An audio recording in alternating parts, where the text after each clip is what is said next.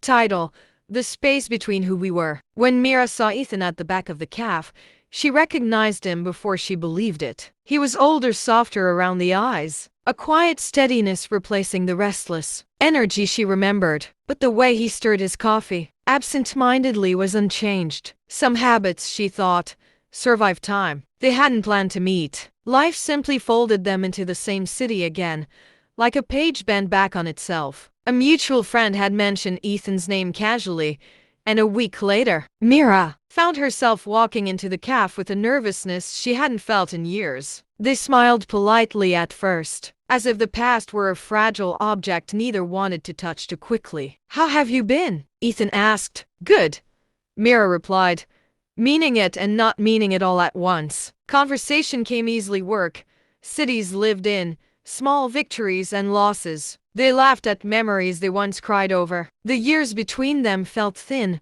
almost negotiable. For a moment, Mira wondered if time had simply been a pause button, waiting for them to press play again. But as the afternoon stretched on, subtle differences began to surface. Ethan spoke about stability, about the comfort of routine, about wanting a life that felt predictable and safe. Mira talked about her restlessness, her love for change, the way uncertainty made her feel alive. Neither was wrong. They were simply no longer aligned. When Ethan mentioned he had almost called her many times but never did, Mira felt a familiar ache, but it was dull now, not sharp. She realized she didn't wish he had called. She only wished they hadn't needed to grow apart to become who they were. They walked together afterward, side by side but not touching. The silence between them wasn't awkward, it was honest. "I used to think we were unfinished," Ethan said quietly, "like we just needed more time." Mira nodded. "I did too, but I think we finished a long time ago. We just didn't know it then." They stopped at a crosswalk,